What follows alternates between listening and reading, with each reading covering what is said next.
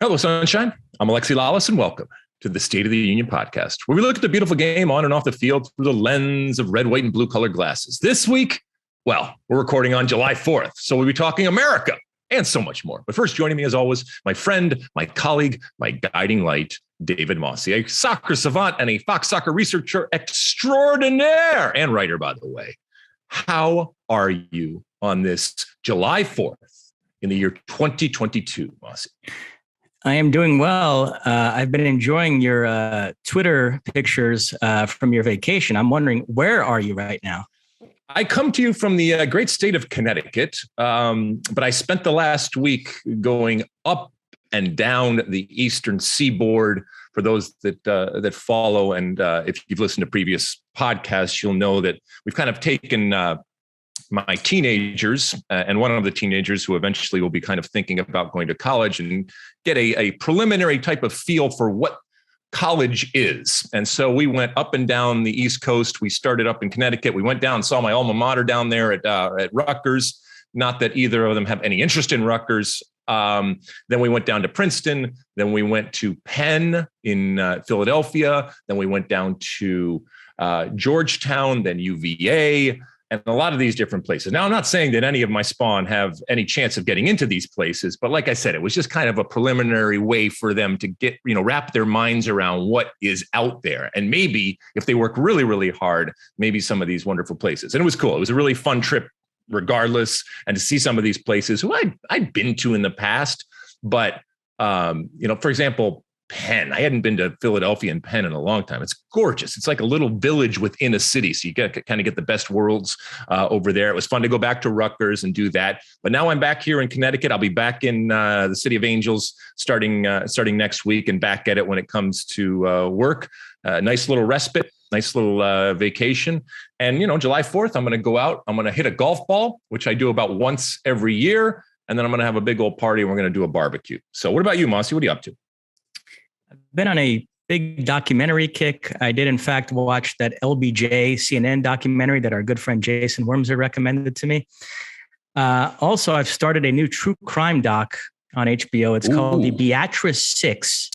It's about really a terrible case in this small town in Nebraska. Back in 1985, this grandmother was raped and killed by 6 people who were arrested, convicted of the crime, and then many years later were exonerated and let out of prison. And I'm 2 episodes in. It's 6 parts. Mm-hmm. I'm going week to week, by the way. So if you want to binge it, you're going to have to wait a few weeks.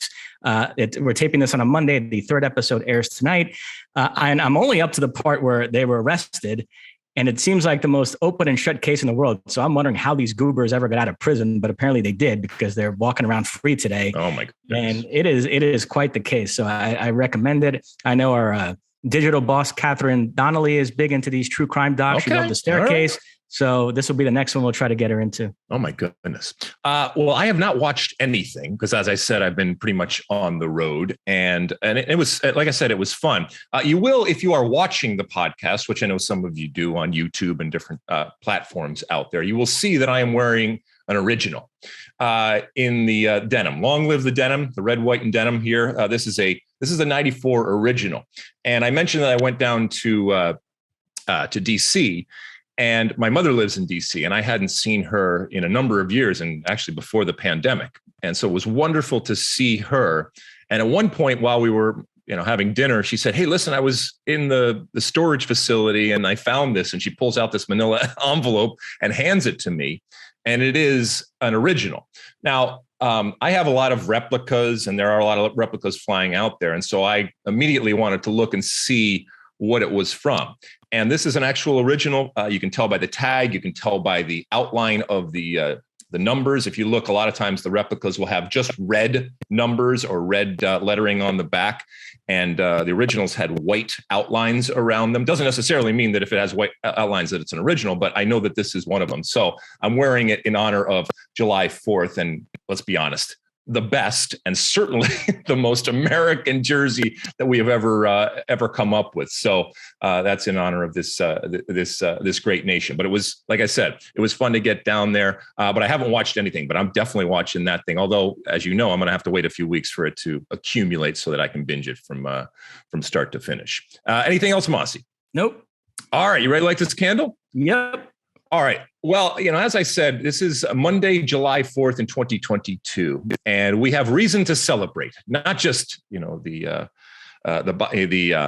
Independence Day and the wonderful country that we live in, but we also have, from a soccer perspective, reason to celebrate. Eureka! It has finally happened since 2008, the last time a U.S. men's, I guess it would be a under 23 team qualified for an Olympics. It has happened with our under 20 team. And I think we mentioned last week, the tournament right now within CONCACAF has been redesigned, not only to qualify the teams for next year's under 20 World Cup, but also qualifying for the next Olympics, something that, as I mentioned, has been a source of consternation and an ultimate failure since 2008. I think you mentioned last week, the last time we had a men's team in the Olympics, it included the likes of Stu Holden and Marisa Dew, if I'm not mistaken. Correct. My goodness. Well, congratulations then. Congratulations are in order to the United States Soccer Federation and to this team. And look, whether it's Mikey Varas, the coach, or all of these players, and some of these players, Mosse, as you know, we've kind of watched and have come to fruition in Major League Soccer, and a lot of them are in those development leagues. And then some of them have kind of burst on the scene because all of our focus and attention was on this under 20 team and the CONCACAF qualifying players like Diego Luna. We've seen the Paxton Aronsons, who was wonderful, Quinn Sullivan's, Kate Cowell's, these types of players. Puxtas, these players, most of them play in the US and most of them are in the MLS development system. And I think that says a lot. And in the past, we've been excited, and rightfully so, about a young, talented group, but it hasn't always translated into qualifying for these tournaments, and in particular, the Olympics. And as we've mentioned time and time again, why is it important to qualify for the Olympics? Well, it is an incubator.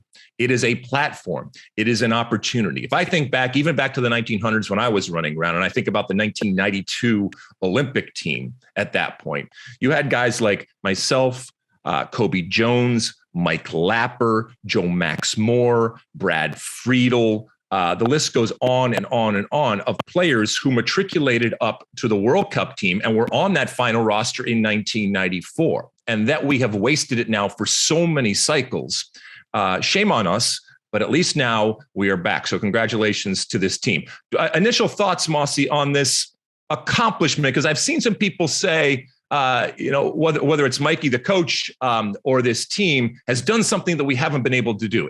And yes, that is true, but it's also in a very different type of setting, because qualifying for an under 20 World Cup is not anything new out of CONCACAF. And as a matter of fact, this is the third time in a row that we have done that. But that this added component of also qualifying for the Olympics was attached to it has given them that opportunity to do something that hasn't been done. But it is a little apples and oranges. Yeah, I mean, they did all this in dominating fashion. They won the CONCACAF Under 20 Championship, outscoring the opposition 31-2 across 7 games. And as you mentioned, along the way, they clinched berths in the 2023 Under 20 World Cup and the 2024 Olympics. I do have an embarrassing correction to make. I've said multiple times on this podcast that the next Under 20 World Cup is in India. It is, in fact, Indonesia. So my apologies on that. And yeah, a couple of big picture thoughts.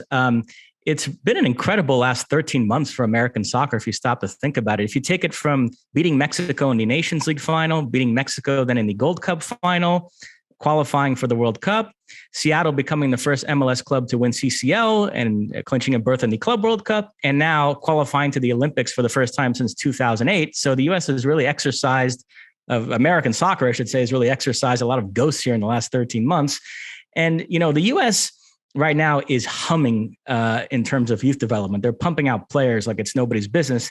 And they hadn't been able to showcase that much the last couple of years because COVID led to the cancellation of a lot of youth tournaments, and the U.S. failed to qualify to the last Olympics, which to me was all down to the best under 23 players not getting released and that tournament occurring during the offseason in MLS. So it wasn't any reflection on talent development. It was just the circumstances conspiring against them.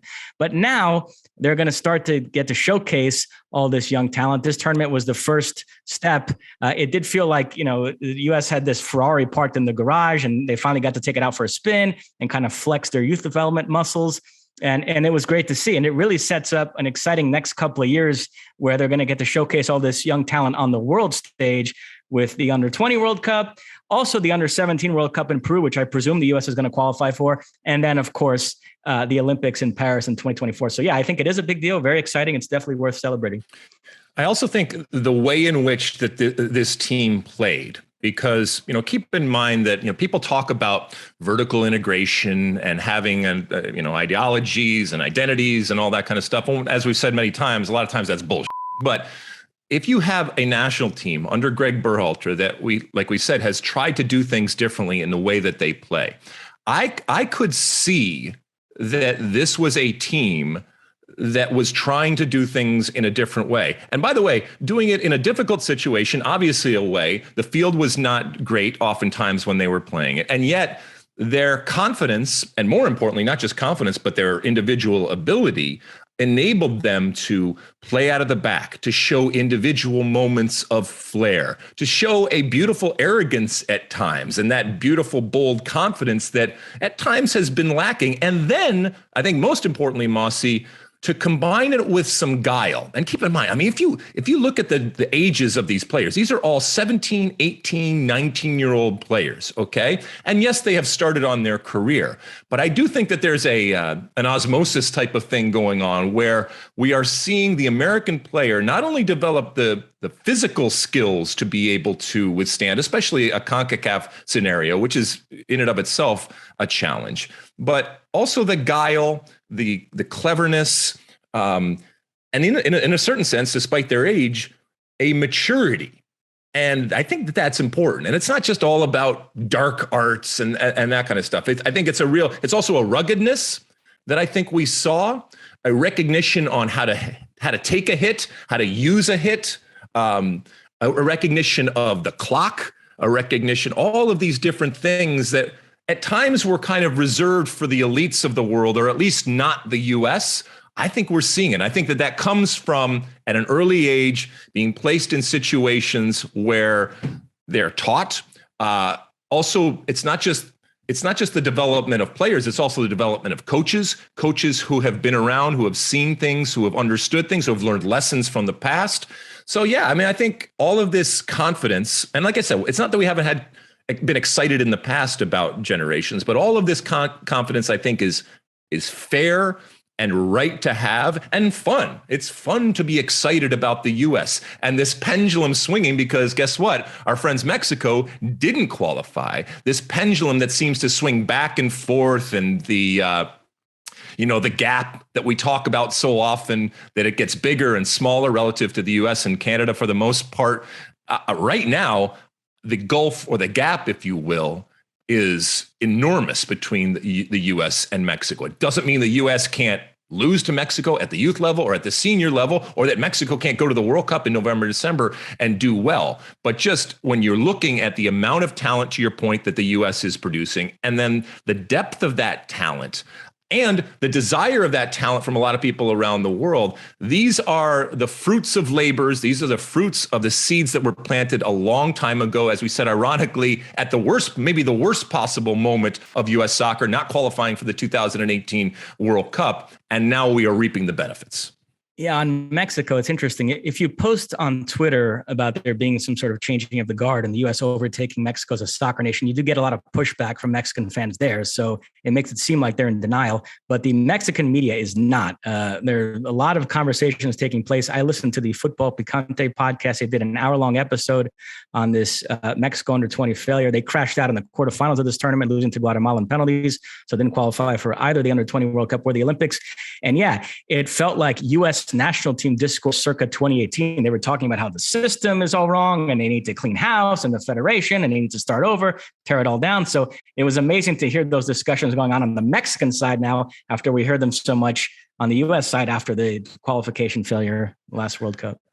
Mosse, you watched this as I did. Are there players that you think are headed for greatness? And I know that's dangerous because they are still young, and it doesn't always come to pass that they graduate up. But, when it comes to, an Aronson right now, or a Luna, or a Sullivan, and by the way, kudos also to individual teams like Philadelphia Union, which we know has gone all in on their development system, and this is paying dividends not just for the Philadelphia Union and not just on the field but off the field in terms of the assets that they have fostered, but also for the U.S. national team. Is there anybody right now that you think, and look, there's nothing to say that these players that were here because they had some injuries too are going to be ultimately the players that are representing next year in the Youth World Cup or in that Olympics going forward? And keep in mind, for just as a reminder, an Olympic tournament for the men is under 23 at the time of the Olympics. Everybody has to be, except for 3 players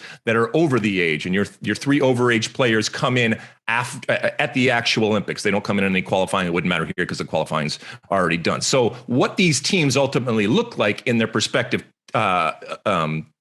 final, version, whether it's in the under 20 World Cup or in the Olympics, might be very, very different than these players. But this is all we have to go on. So who stuck out to you? Yeah, there's a lot to get to there that I want to circle back to, but I'll answer your initial question. I love Jack McGlynn. I wonder about his athleticism at the highest level, but just his passing ability in the midfield. I thought most of what the U.S. did well, it started with him, with some clever passes from that midfield deeper position.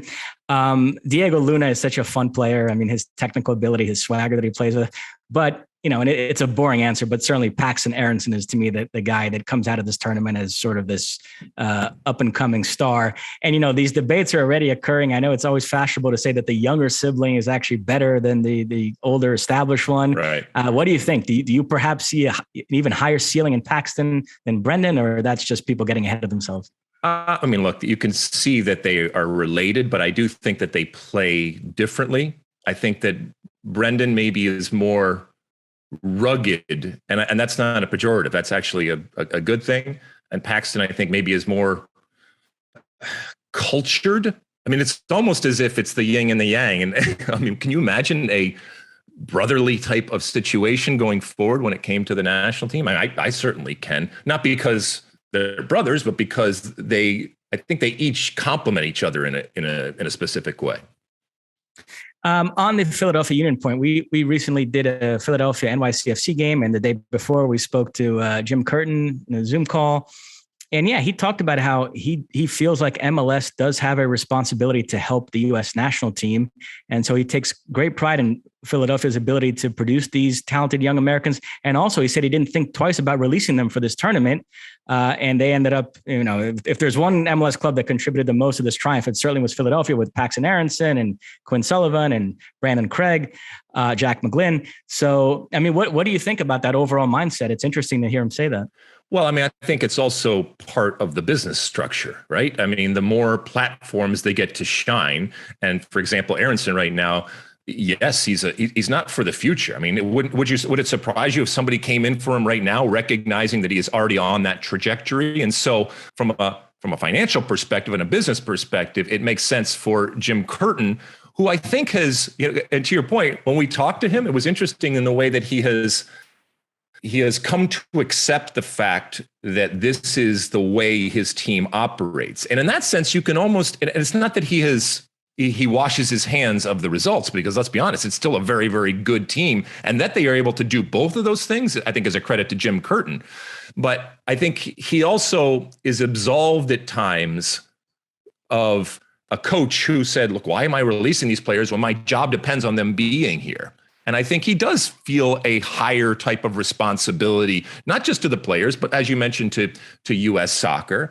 And he just gets on with it. And that's what I love about Jim Curtin. That's why he has been successful. And yeah, it might make his job more difficult when some of these players leave. But ultimately, that asset is appreciating because of these opportunities that they get. And that money can then be put back into the Philadelphia Union going on. So I get it. I mean, it's almost an altruistic, benevolent type of characteristic that we don't really see a whole lot when it comes to coaches out there.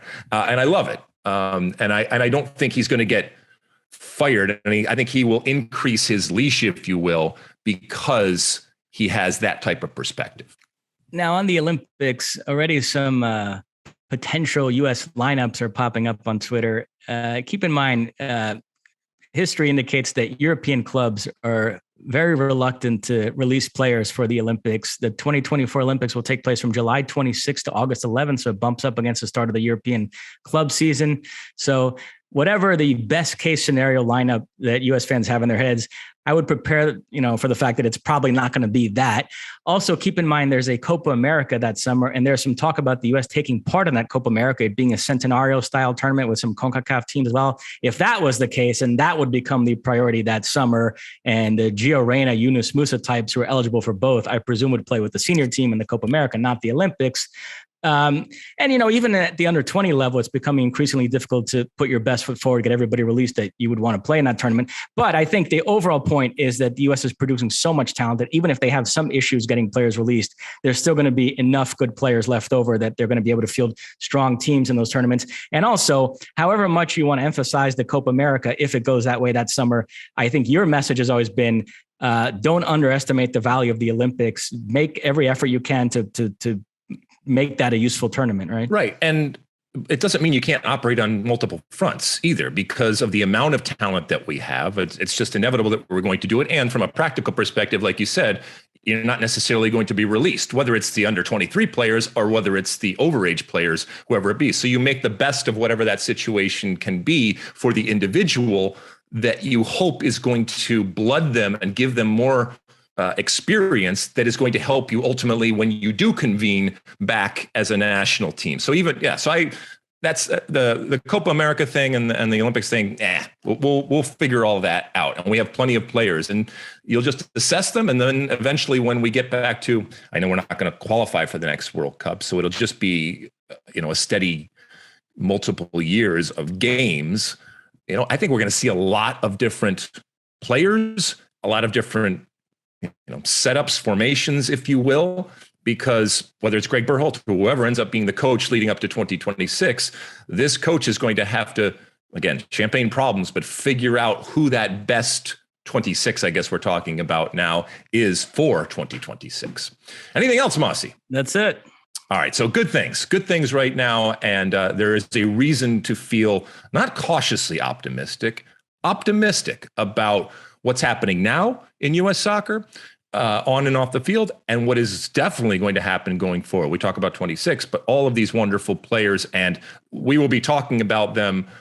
Many of them were introduced through this tournament, but many of you have already seen a lot of these players play either locally or they've come on your radar. But we're going to be talking a whole lot more about them as we get closer to the Olympics, as we get closer to 26, and who knows.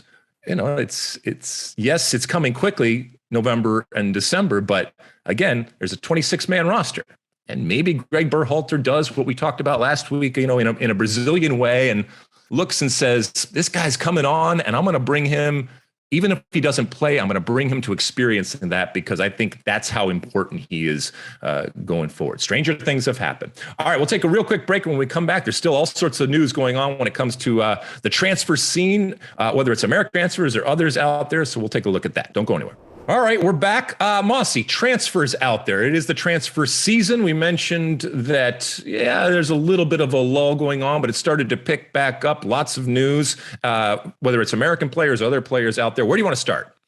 Why don't we start with non-American stuff, and then we'll finish up with Americans. There was a bombshell development this past weekend. Cristiano Ronaldo has asked to leave Manchester United. He has been underwhelmed by their transfer activity, doesn't think they can compete for the Premier League title this season, and he doesn't want to play in the Europa League. He wants to play in the Champions League. United have so far said that they have no intention of selling him. They expect him to honor his contract, but most people feel like if Ronaldo wants to go, he'll get his way. And he evidently has his eye on Bayern Munich. That would be his ideal choice. He's put two and two together and figured that if they do sell Robert Lewandowski to Barcelona, then he could go there as a replacement. Chelsea have also been mentioned because there's this notion out there that this new American owner, Todd Boehly, wants to make a big splash. That's why they continue to be linked with Neymar, and now they've been linked to Cristiano Ronaldo. I don't know what Thomas Tuchel has to say about all that. But nevertheless, what's your overall take on Cristiano Ronaldo wanting out of Manchester United? Well, I mean, anybody wanting out of Manchester United should not come as a surprise at all, given what has happened. That it's Cristiano Ronaldo, who I think fosters some pretty interesting debate as to has it been successful or not, or whether he now is a poison chalice wherever he goes. I don't know. I mean, if you're Bayern Munich, you might be going, thanks, but no thanks, because of what he brings. And there's lots of good, but there is some baggage. You have to change at times the way that you play because of the player that he is now. I'm still of the opinion that I want him on my team, and that as long as you have players that recognize that they are going to have to do things for him, and in return they are going to get the most difficult thing to do in the game, which is score goals, which, despite the problems at Manchester United, he has shown he can do, and he can still do consistently. I think, and maybe I'm just being Pollyanna here. I think that I can make it work with Cristiano, but I mean, there's only a few places that he can go. I don't think he's Tuchel's cup of tea, but they're certainly looking for someone like that. I mean, they thought it was going to be Lukaku, and it hasn't turned out. What it's Timo Werner or Kai Havertz or all the ones that are there. Yeah, I don't know. What about you? What do you got? A couple of overall thoughts here. First off, Gary Neville and Jamie Carragher got into a pissing match about this over the weekend, and Carragher is right and Neville is wrong.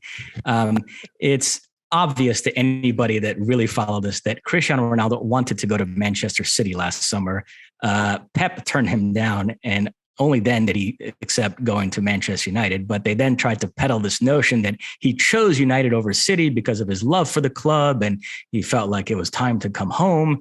And only people that believe that nonsense are now shocked that he would turn his back on his club and ask to leave after only 1 year.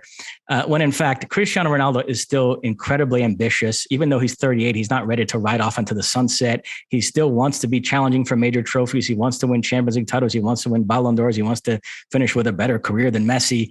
And so, yeah, I'm sure he views playing for Manchester United this upcoming season in the Europa League and a team that nobody thinks can challenge for the Premier League title, and it would just be fighting to finish in the top four, as kind of a wasted year in his career. And he wants to get back into the center of things and be playing for a team like Bayern Munich that's going to be challenging for the Champions League title. So any United fan that feels blindsided by this, it's only because you bought into that ridiculous narrative that United folk tried to put out last summer.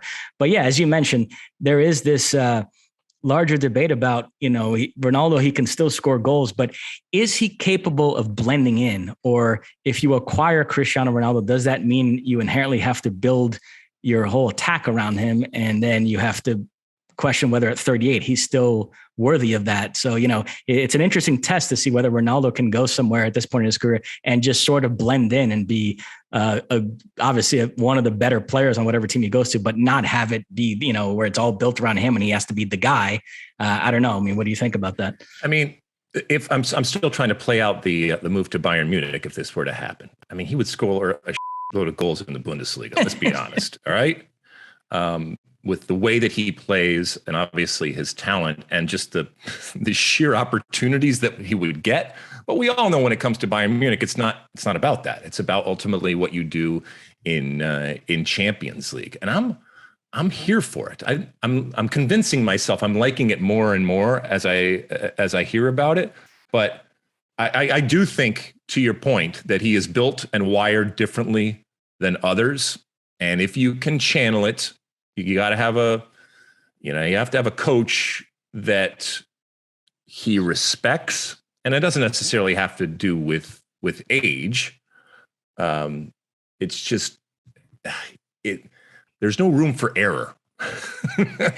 Does it rub you the wrong way at all? I mean, he's been pretty blessed over the course of his career, the teams that he's played on. He's played 19 straight seasons in the Champions League, I think it is. He's won it 5 times. He's the all-time leading scorer in that competition. And now he acts like at this point in his career, it's beneath him to play in the Europa League.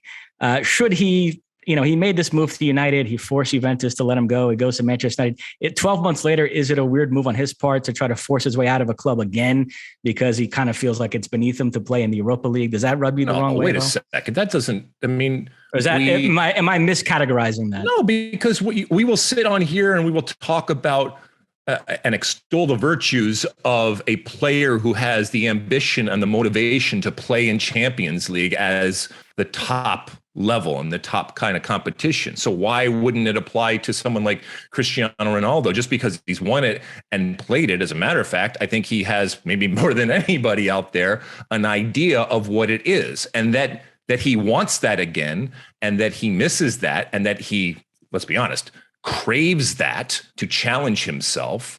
I look at that as a positive. I look at that as, again, healthy and positive ambition to do that. And I don't look at it as him thumbing his nose at anything. I mean, I think him just looking at who he is, the player that he is, or the player that he thinks he is, wanting to play in Champions League, which is where, quote unquote, the best soccer is, the best players are, the most competition and the most prestige, and where players test themselves against the best. And regardless of everything that he has done, and going down as arguably one of the greatest players, not arguably, he's definitely one of the greatest players ever to play the game. For some, arguably the best player ever to play the game, that he still has that fire and that ambition to do it at, quote unquote, the highest level. I think that's to be applauded. On the Neymar front, the only new development there is that there was a clause in his contract with PSG that on July 1st, if he was still on the team, it would be extended for another year until 2027. So it makes that contract even more onerous. PSG are apparently so dead set in getting rid of him that they'd be willing to loan him out and pick up a portion of his salary for this upcoming season. Although it seems like the sporting director, Luis Campos, is dead set on getting rid of him. The coach that just hired, Christophe Galtier, from what you read, actually wants Neymar on the team and has a formation in his head that includes Neymar. So you're seeing some conflicting things to come out of Paris. But I do find it funny. I mentioned this earlier that I think there's a little bit of a anti-American bias here that everybody assumes Todd Bowley is just some rube that is all he sees is stars and is oh, Neymar's available, I got to go get him. Cristiano Ronaldo's available, I got to go get him. And that there's not going to be more thought put into it than that. I'm sure that Thomas Tuchel has a say on things. And it feels like the Ronaldo Neymar stuff is a smokescreen with Chelsea. And parallel to that, there's the real transfer activity going on, which is they're trying to get Raheem Sterling. They tried to get Rafinha. So I don't know. I'm not sure how much I buy all this Ronaldo Neymar stuff with Chelsea. We'll see. Yeah, but also a player signing a new contract doesn't preclude them going out the door the next day. We all understand from a business perspective, at times it is advantageous for a player to play out that contract, and then they're going to make it that much more on the back end if and when they are able to go on a free transfer. But there's the other part of it too, where you have a bird in the hand and you sign a contract, and look, when Neymar is exercising an option or signing a new contract, it's at ridiculous amounts of money. And so he locks that in, if you will, and it doesn't preclude them ultimately from signing him on, especially as one of the great players playing in the world today, what that fee would be. And so it might make sense at times for both parties to do it, even though they are still looking for a way out. Mo Salah did extend his contract with Liverpool, which there were some questions about that. So it looks like he'll be there for the next 3 years. So yeah, that's pretty good news from a Liverpool perspective, right? 350,000 pounds or euros a week. Either way, it's a lot of money. Yeah. Good for him. That's good. That's good. I want to see him continue to play there. And I think from a Liverpool perspective, they need him to continue to play there. Yeah, they lost Mane. They're probably going to lose Firmino, but they do hold on to Salah, who I think is the best out of that legendary front three. I mentioned Chelsea. Early last week, they thought they had a deal for Rafinha, but man, he is really dead set on going to Barcelona. So he's stalling on the Chelsea move to try to give Barcelona every opportunity to get their finances in order and to be able to make a competitive bid to Leeds, and then he'll push Leeds to sell him to Barcelona instead. So it looks like that's the way that's going to go. Tottenham signed Richarlison. That's the other big Brazilian transfer news of the week that had my attention. Newcastle, a Newcastle fan tweeted me. He wanted me to mention this. They did sign this excellent center back, Sven Botman from Lille, who's a player that was very much in demand. So that's Newcastle flexing their newfound financial muscle. Juventus, it looks like, are going to sign both Angel Di Maria and Paul Pogba. Pogba arriving obviously has Weston McKennie implications, but still, that's Juventus strengthening themselves. I think those are both pretty good moves. So yeah, that's pretty much it from the non-American stuff. All right. Before we go to the American transfers, can we circle back here for the Richarlison? If this player wasn't Brazilian, would anybody care? I mean, is he that good of a player that this makes a big deal going to Tottenham? I always felt like he was just not quite there as a player, but you may have a better or a different read on him. He's a weird one. He's a player whose stock among managers seems to be much higher than it is among us fans who are just kind of looking at the stats and just the eye testing it. Like, Carlo Ancelotti, who coached him at Everton, really wanted Real Madrid to sign him and has talked him up as like a future Ballon d'Or winner, while Antonio Conte is super high on him and really pushed Tottenham to sign him. So those are managers whose opinion I respect. Chichi really likes him. He might be starting for Brazil at the World Cup. So there's something about him that managers seem to like more than us who are just kind of looking at it from a different perspective. But yeah, that's a lot of money for a player who is not going to start there because they have a pretty defined front three in Kane, Son, and Kulusevski. Now, they want to build up a strong squad so they can compete on multiple fronts. They're in the Champions League next season. So I get it from a Tottenham perspective. It is an interesting move from a Richarlison perspective. He's probably sacrificing playing time there a few months before the World Cup. So it's interesting. Him and Gabriel Jesus sort of went opposite directions. Jesus took a step down from Man City to Arsenal for regular playing time, while Richarlison took a step up from Everton to Tottenham so he could play in the Champions League and be surrounded by better players. But in doing so, has probably sacrificed his status as a week in, week out starter. So it's interesting to see different players, how they approach that. Yeah. Well, maybe I'll have a different view on him when he does, or if he gets on the field for Tottenham. But, that Brazil attachment can be a blessing and a curse. No, the Brazil thing is real as far as Brazilian players having their value inflated in the transfer market, especially with youngsters. I mean, if you're an 18-year-old Brazilian and you have like 5 good games in the Brazilian league, suddenly you're some hot prospect that goes for 20 million euros. While, I know people that cover South American football, people like Simon Edwards and Adam Brandon, if you follow them on Twitter, it frustrates the hell out of them that there are guys that come out of these countries like Ecuador and Peru and Paraguay that end up not going for a lot of money and going to less fashionable clubs. And it's often said, man, if that guy was Brazilian, he would be worth way more than that. So there's definitely something to that. Such is life. All right. What do we got American transfers wise? All right. So the goalkeeper situation is fascinating because as Matt Turner arrives at Arsenal to presumably be the number 2 and not play regularly, the other 2 goalkeepers that Greg Berhalter has been calling up made opposite moves. Zack Steffen is off to Middlesbrough on loan in the Championship, where he's projected to be their starter. And Ethan Horvath has moved to Championship side Luton Town, where he has a good shot at starting regularly there. So what does that do to the U.S. goalkeeper situation? 2 guys going backwards for playing time. Matt Turner taking a step forward, I think we all think, in his career, but sacrificing playing time in the short term. Well, I mean, Matt Turner is where Zack Steffen was when he arrived at Man City, in that you kind of want to go to the top and you want to see what it's all about. I like the move from Zack Steffen because I think it gives Greg Berhalter an out for a guy that I do think is his number 1 and his preferred choice, in that he's playing. There will be those that say, yes, but he's going down to a lower level. But, when I argue that people are being disingenuous and are lacking perspective or any type of reality when they can't fathom an MLS player starting for the national team, it's the same situation here. So that he is going to Middlesbrough, that doesn't change for me who the goalkeeper is. The fact that he is going to be playing, fingers crossed, knock on wood, on a consistent basis, I think that in and of itself is great for Zack Steffen. I'm not sure how much it's going to equate to the way that, well, certainly the way that Man City plays, but also the way that the U.S. plays and the way that Greg Berhalter wants to play. But he's going to have to save the ball, which ultimately for me has always been the most important thing. And he's going to do it on a consistent basis. So I think it's a I think it's a smart move. And I think ultimately it will be a beneficial move for him relative to the U.S. men's national team. I don't think that Matt Turner, who we've all kind of just placed as the number 2 goalkeeper. And look, things can happen. Injuries can happen. Preseason can happen.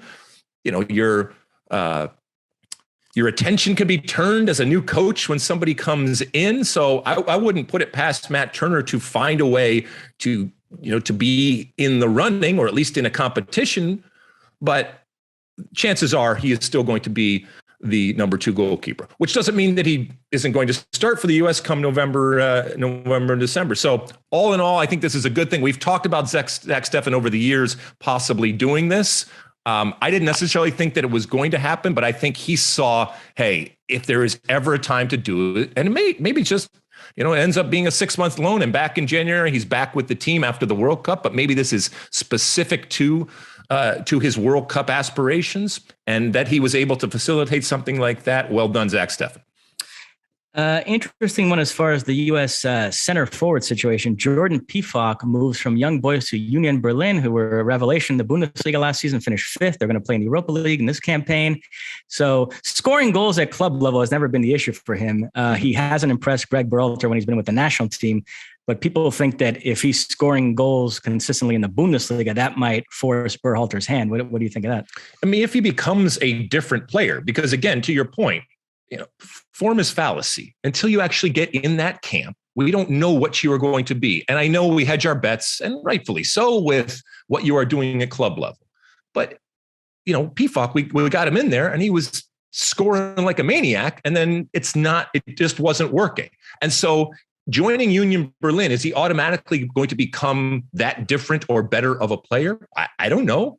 It's worth a try, I think, ultimately. I mean, if he is playing and he is scoring goals over there, I guess it's more possible that he will get called in, but I don't necessarily think that he is going to become a different player, or the player necessarily that Greg Berhalter is looking right now. I hope I'm wrong, and I hope it happens. And I hope not only is he successful in this move, regardless of the national team, I hope he's successful, but I hope it translates into a different type of striker. And by the way, a position that we are dying for coming back into the national team. But again, we don't have a lot of opportunities to see players going forward before the World Cup. It does sound like Tyler Adams is going to end up at Leeds. We did always think that when he left Leipzig to go to the Premier League, it would be because he impressed so much that he was sold in a big transfer. That's not really what's happening here. Unfortunately, he kind of fell down the pecking order at Leipzig. They're kind of unloading him. But Jesse Marsch, his former manager, really wants that reunion. And so it looks like he's going to go to Leeds, which, having already acquired Brendan Aronson and having Jesse Marsch as their manager, that's going to be the American team in the Premier League next season. A lot of eggs in that Leeds basket for U.S. fans. How does this move hit you, Adams and Jesse Marsch reuniting at Leeds? I mean, I look at it as falling up for Tyler Adams. You get to go to the EPL. You get to play for, again, a coach that values you and respects you and wants you. You get to be in an environment where I think, ownership and everybody feels like, okay, you escaped last year, but now we got to fortify and be in a position where we are a solid mid-level EPL team. And that type of challenge. And look, it's for me, it would be the first time that we are ever seeing Tyler Adams not in a Red Bull system, right? I mean, so that's going to be interesting in and of itself. And I know Jesse and obviously comes from that, but taking people out of that, that machine that is the Red Bull system, sometimes that can be beneficial. And as you mentioned, it wasn't going well for him, change of coach, change of philosophy, you're in, you're out, you're not favored. So I think he needed a move, and that this move is there. And even if it's just facilitated because of the relationships, we all know in life, it's connections, it's relationships, it's timing, all that kind of stuff. I think Leeds is getting a potentially great player who's going to be motivated, not just with the World Cup, but motivated to come to a new country and culture, and one that I'm sure Tyler Adams has dreamt about over his life and over his career. So I think this is a great move. Ricardo Pepi scoring for Augsburg in a preseason game? Does that get your hopes up at all? That we actually make something of this just shows how far Ricardo Pepi has fallen. I mean, he scored in a preseason game. And look, I'm not going to poo-poo it because he needs all the help that he can get. It did not go great. He was a young player who was, just flying high, and it deflated very, very quickly. So goals are good, in my expert opinion. Regardless of when they come, we'll see if he kicks on, as they say, going forward. I mean, first off, he's got to get back into the lineup. Then he's got to actually score goals. And then he's got to be playing in a way that Greg Berhalter feels, again, to the PFOC situation, where it translates to what the national team is. So there's a lot of steps in order for Ricardo Pepi to get back. But that he scored in the preseason, congratulations, Ricardo.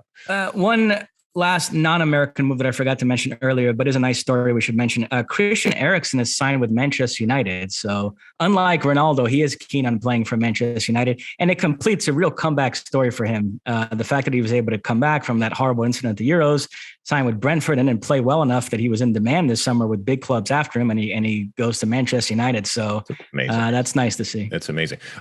Before we came on air, I was reading a story about the Christian Pulisic situation, and there's always rumors, and especially with what's Chelsea's going on, and then that connection to Juventus. So I think we had talked about before as a possibility. I think Christian Pulisic, I think he wants to stay in the EPL. I think he wants to stay in London. I think he wants to stay at Chelsea. But what he wants and what Chelsea wants might be two different things. So there still could be news by the time you're listening to this. Things may have changed, or by next week when we're talking, there still could be some Christian Pulisic moves, because he's a great player who just happens to be American, and I think there's going to be a lot of suitors out there. So this saga or this potential change in the summer might still not be over. And why is that important? Well, relative to the World Cup, again, where he goes, what he does, is he playing consistently? Because no matter what, Christian Pulisic isn't perfect. He has his faults, but ultimately he is, for my money, the most important attacking piece that the U.S. has, and he cannot afford to hide. We cannot afford to have a U.S. team, whether it's against Wales, whether it's against England, or whether it's against Iran in the group stage. We can't afford to have him be anything less than his 100% self. That is it. All right, we'll take another quick break, and when we come back, it's time for Ask Alexi. Don't go anywhere. All right, we're back, and we're cruising through this show. We're going to hopefully get this done a little earlier than in the past. Let's see here. We got Twitter questions, right, when it comes to Ask Alexi. So what do the people want to know this week? Excuse me, not this year. First up, at F Sebastian 74 asks, who is your favorite to lift the Copa Libertadores trophy? If you listen to last week's podcast, that taping occurred against the backdrop of all these reports that River Plate was going to sign Luis Suarez. And I said that if they do in fact sign Suarez, and by the time he arrives, they're still in the Copa Libertadores, then they would be the prohibitive favorites to win it. I stand by that. However, a couple things. While last Monday, all the reports were that this signing was imminent, a week has gone by and I haven't read anything else about it. So I don't know if the trail's gone cold or what's going on there. So I'm kind of on standby there to find out if in fact they are going to sign Suarez. But number two, the River Plate actually lost their round of 16 first leg to Vélez Sarsfield 1-0. Could have been worse. Armani made a couple of saves in the second half to keep it at 1-0. So now they come back home looking to overturn that deficit. They're certainly capable of doing that, but still they have some work to do this week to even advance to the quarterfinals. So keep an eye on that. Also, it's not like Brazilian clubs are just standing pat waiting for this Suarez thing to resolve itself. Flamengo made a pretty big move of their own. They signed Arturo Vidal. They already signed Everton Cebolinha from Benfica. So that's two pretty big moves from Flamengo. Atlético Paranaense, who have already signed Fernandinho, now being linked to Dani Alves. So the Brazilian clubs continuing to make moves. And we'll see what that means as far as this competition. In terms of the round of 16 first legs, the two-time defending champions Palmeiras beat Cerro Porteño 3-0. That is really the only tie that's done and dusted. All the other ones are still in the balance. Flamengo, who I just mentioned, won 1-0 away to Deportivo Tolima, so they're going to try to protect that lead at the Maracanã. Atlético Paranaense beat Libertad 2-1. They have to go to Paraguay to protect that lead. So I'm reluctant to talk up any team as a contender to win this whole thing, because by the time people listen to this podcast, they might be out of the competition. So let's wait and see how the round of 16 wraps up. And then maybe before the quarterfinals, I'll kind of see where we're at. The glamour tie, I suppose, is Corinthians Boca Juniors. They played to a 0-0 draw in Sao Paulo, and now the scene shifts to La Bombonera this week. Glamour tie in name only, because I don't think either team is that good or a serious threat to win it. But we'll see. So we've got the round of 16 second legs coming up this week. I'm looking forward to that. Mosse, did you see the Palmeiras, I don't know how to pronounce it, Serra Porteño game? Yeah, Gustavo Scarpa produced the blooper of the week. He tried to take a short corner and tripped. What did you make of that? You should check it out if you haven't, because it's really interesting. And actually, if you watch it, because there was a question as to did the AR in that moment, and it was a corner kick, and the AR was down there as they all are. Did the AR actually trip the player, or did the player play it up, flop, and do all that kind of stuff? If you know, for any of the referees out there, you are actually, if there is something going on and there's a delay in the game, or there's something being decided, as a referee, you are taught to actually step in front, and you are taught to actually inhibit players from playing or playing fast in order to get everything settled before everything is okay. If you watch the referee where the referee's foot is, he made himself an obstacle to the play continuing. Now, the player also played it up as if he had gotten two-footed tackled, through the shin with protruding bone or something like that. But it was fun to actually see something like that. So you should check it out on YouTube if you've got a chance. Next up, at Turner ESQ. Yes, Esquire. Esquire asks, should Montreal, Vancouver, and or Toronto move to the Canadian Premier League? Keep in mind, when we had our rundown meeting, we went over this question. Luis Aguilar said disdainfully, that's ridiculous. So he finds this preposterous. I don't know if Luis wants to chime in, but what do you make of it? I mean, if Canada is going to grow into this big soccer nation, I mean, they've qualified for World Cup. They're hosting the next one. They're producing players like Alphonso Davies and Jonathan David. At some point, that's going to entail having a proper domestic league. So I suppose the goal is to build that league up enough to the point where Toronto, Montreal, and Vancouver would be willing to leave MLS and go actually play in the Canadian domestic league. I don't know if we're 5 years away from that or 50 years away from that, but nevertheless, that is the goal ultimately. So what do you think? That's the rub. And you don't hear this argument when it comes to the NHL. So when I think about what Canada is, and look, this is a moment where Canada is being celebrated. And, I think it's right because of the great talent that they have, and going to the World Cup again for the first time since 1986. From a men's perspective, the women's team has always been an elite team. The formation of Canadian soccer and Canadian professional soccer. And yet when it comes to Montreal, Vancouver, and Toronto, these are teams that have been with Major League Soccer for much of its existence. These are teams that bought into Major League Soccer in terms of the ownership. These are teams that recognized the potential. These are teams that recognized the growth opportunity, and therefore the business for their individual markets and for the sport, whether it's in their country in Canada or in general in North America. And to your point, Mosse, why would they want to go anyplace else in terms of what Major League Soccer has become? Many of these teams, when they came into the league, whether it's Montreal or Vancouver or Toronto, their asset, which is their team, what they paid as an expansion fee has dramatically increased. Their existence, their profile has been enhanced. They have contributed both on and off the field from a competitive standpoint and from a financial standpoint to the success of the overall endeavor. And we know that Major League Soccer is a single entity. And so you own a piece of the entire machine, not just your own little piece up there. So I think it's hard to bring that train back to the station. You can tug on heartstrings and you can say, well, you need to be a champion of Canadian soccer. But why would anybody from a business perspective regress? Why would anybody devalue their product and their asset that they have simply to be a part of something that is going to grow. You may say, hey, you're going to take a step back in order to go 2 steps forward with what Canada is going to be. I don't see it happening. I think it's a worthwhile conversation to have and an interesting debate as to how you feel about your national soccer footprint and landscape and the potential that it has and how you can play a part either positively or negatively in it. But I think that this comes down to business.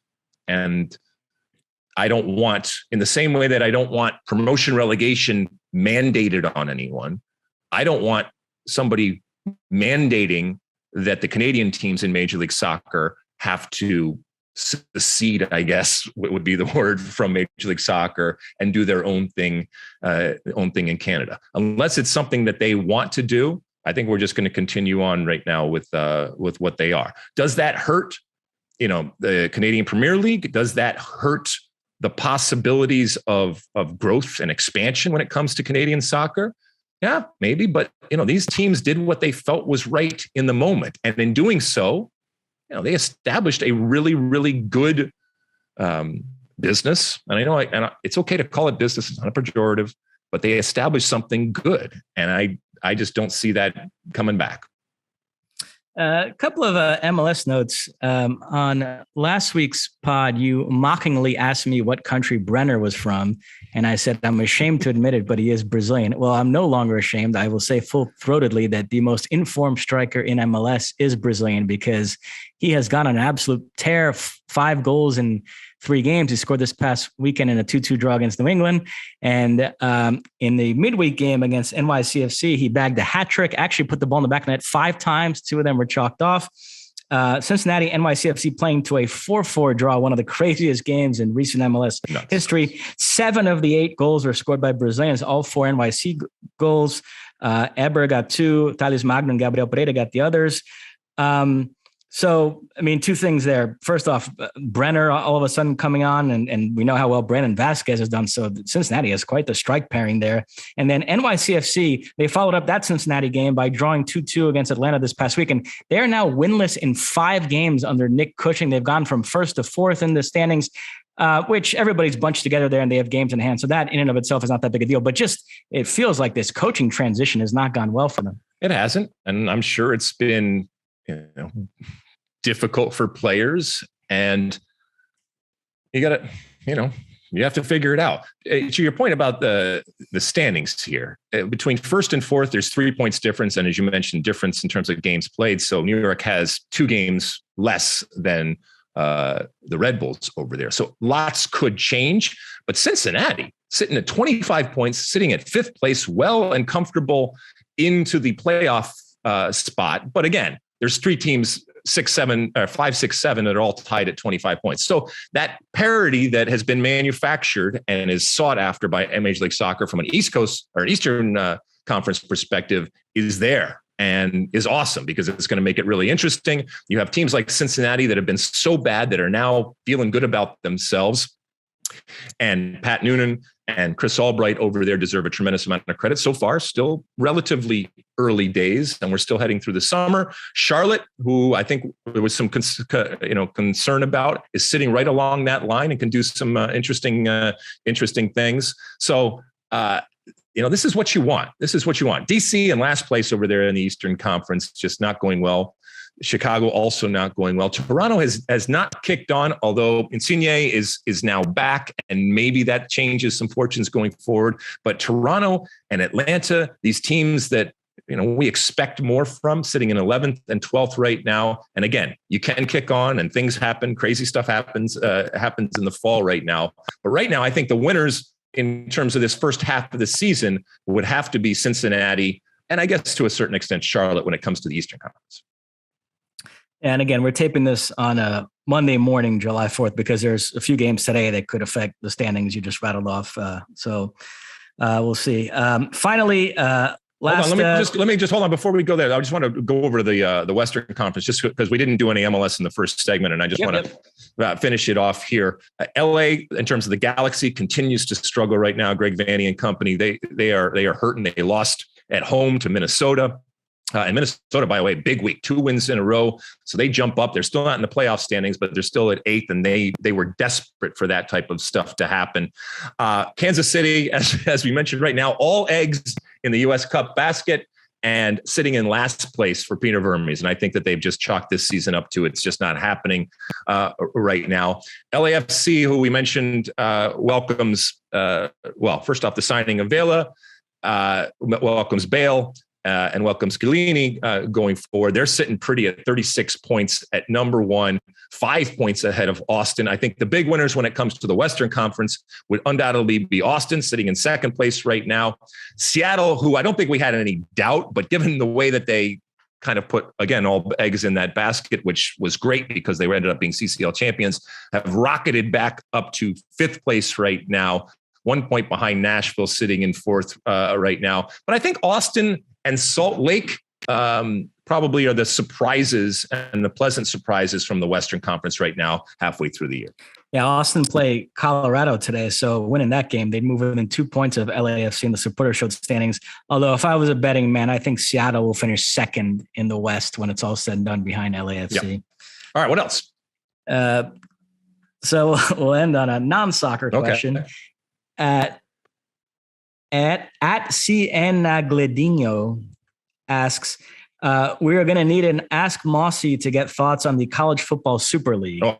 Now, he frames this as a question to me, but you were discussing this on Twitter as well, so you have thoughts. Yeah, the bombshell news that's been dominating the non-soccer part of my brain the last few days is the fact that USC and UCLA will be joining the Big Ten Conference in 2024. Other teams could be on the way. It's all part of this college football realignment. I don't consider myself a traditionalist. I can get with NIL and the transfer portal and all these other changes.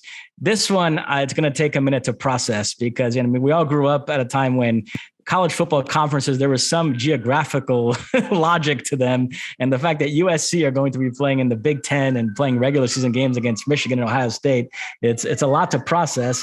I have to be careful because the network we work for is all for this. So I can't I can't say it's a negative. I'll just say It's different. It's a change. And it's going to take me a minute to process, but I'm sure I'll get there. What are your thoughts on this? Okay, so a couple of things. Number one, we're talking about the Big Ten, right? The Big Ten has not been the Big Ten for a long time, okay? And this certainly only makes it that much bigger. So it's not 10, and it's never going to be 10 going forward. So first off, a rebrand is in order, all right? Call it the Big League or whatever you want to call it. I like the big thing. I think you can do something with that, but stop with the numbers right now because it's just getting absurd.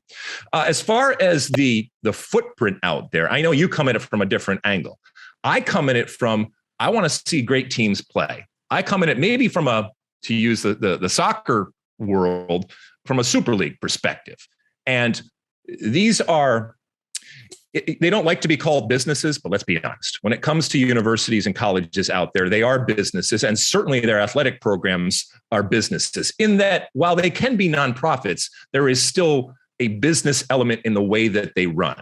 And whether it's businesses, whether it's schools, whether it's human beings, we are all going to do what is beneficial to us. Okay. It doesn't mean that that you don't think about others. It doesn't mean you can't be charitable, but ultimately this is good for the likes of UCLA and USC. Who is it? UCLA and USC? Are those the ones? Correct. Because they get to go into, a big league we're talking about, or they get to go into the big league. And there's more competition. I think, I can't be sure, but there's probably more money. We saw people riot and revolt when it came to soccer and changing the traditions and the history of the Super League. And I don't think that we have seen that. I know you're trying to wrap your brain around it, but I don't think you're taking to the streets. And certainly we're not seeing that type of reaction. Yes, from a Fox perspective, being that we televise the Big Ten, the Big League, this is a good thing going forward. But ultimately, as a neutral, I want to see all the big teams. And I don't know a whole lot about football, but I still look at a UCLA or a USC as, maybe not in this moment being the greatest teams, but still big teams. And it makes it, and they're sexy, they're big names, and it makes the big league that much bigger, if you will. So I'm excited about it. It's funny, when I was growing up, the ultimate goal for Michigan was to end up in the Rose Bowl every year. And now that's just going to be a regular season game every other year because UCLA, that's where they play their home games. So it's going to demystify this notion of playing at the Rose Bowl. I will say this. We are nothing if not trendsetters when it comes to the Scarlet Knights of Rutgers. And that this has happened after Rutgers decided to grace the Big Ten, the big league, with our presence should come as a surprise to no one. There are followers in life and there are leaders. And when it comes to Rutgers, we lead. We recognized that was the next frontier, that needed to be done, that was what was good for us. And that's what we did. And people like UCLA and USC are followers. I get it. It makes them smart, but ultimately they're just following in the footsteps of the great Rutgers University. Last thing, Michigan is really struggling recruiting wise right now. And there's a lot of concerns about Michigan's approach to NIL because other schools are paying lots of money up front for recruits to go there. Well, Jim Harbaugh has said that he wants Michigan to be a transformational experience, not a transactional. And come on, man. This is like, my good friend Sunil Gulati, the quote that he had, and I'm paraphrasing here. He said, it's all fine and well to talk about, standing on principle unless you're standing in quicksand. And the world has changed, and it has changed overnight. And it should be a surprise to no one, including Jim Harbaugh, that this is what has been created. And people predicted it. Okay, this is what people wanted. Well, not everybody, but this is what a lot of people wanted. This is also what people framed and predicted would happen to college when it comes to money.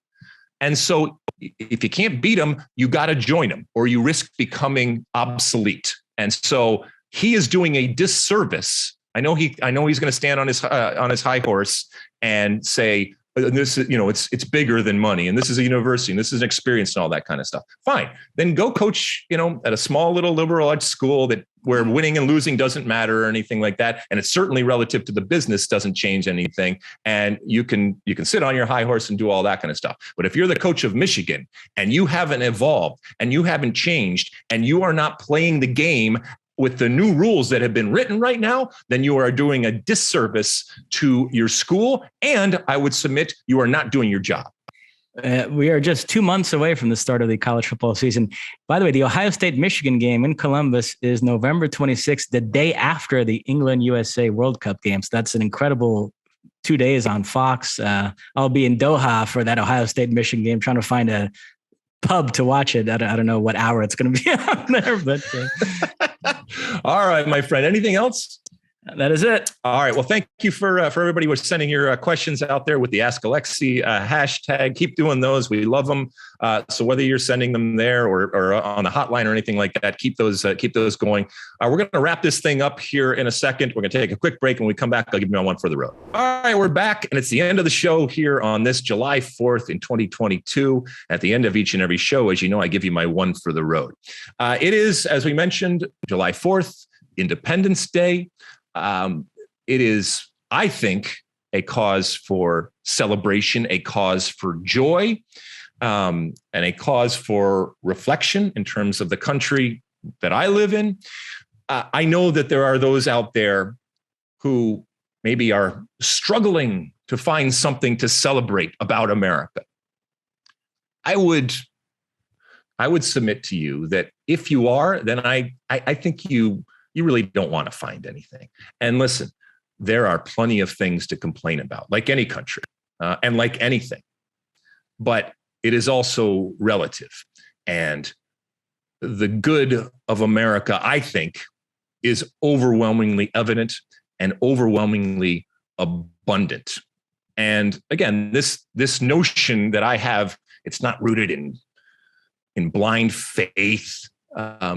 It's just, I see, of course, the real problems that we have. And I know the pain out there, and I know the anger and the frustration that stems from all of these problems. But, there is a reason why so many people want to come to America. There's a reason why many even risk their lives to do so. It's the freedom and it's the opportunity. And it's so many countless other advantages that can be found in America. And I know I'm as guilty as anybody. At times we take them for granted, but this country from its birth, this land has represented the promise of a better life.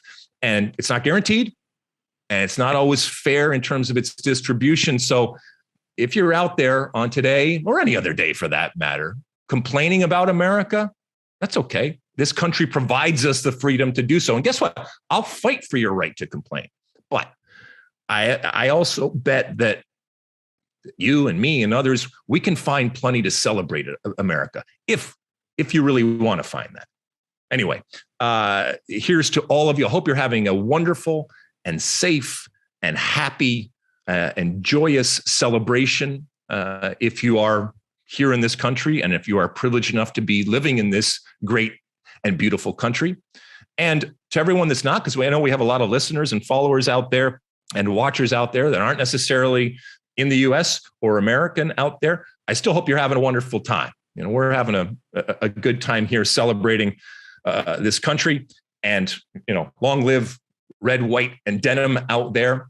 And tomorrow will be July 5th, and we will go on. And we don't necessarily need a day, but that we have this day. I love it. I love it. And as I said, I'm going to go out there and hit the golf ball a little bit for my one time a year, have some drinks, have a little bit of celebration. We did some fireworks last night, which were really, really cool. And there's a reason why when I touch down from being overseas on that tarmac, I get a feeling unlike anything else of returning home to my home. And like I said, times we take it for granted. I hope that I can remind myself as much as possible never to take it for granted, because of all that it has afforded me. And I recognize that it has given me so much over the years. Mosse, do you have any plans here for July 4th? Not really, just relaxing.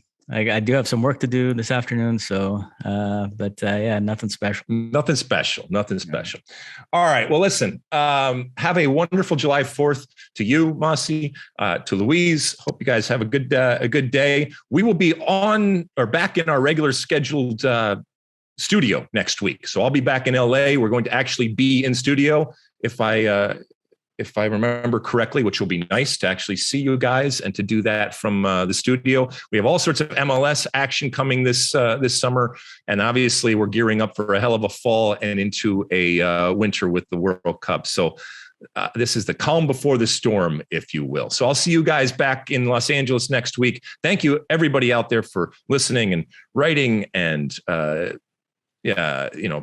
reviewing and rating and downloading and subscribing and doing all the different things that you do out of there. As we tell you, it is a labor of love, and we're glad that anybody out there pays any attention. Mosse, anything to say before we go?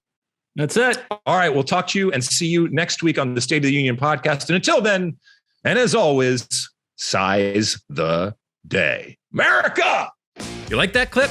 Well, my State of the Union podcast drops every week. Subscribe now on Apple Podcasts, Spotify, or wherever you get your podcasts.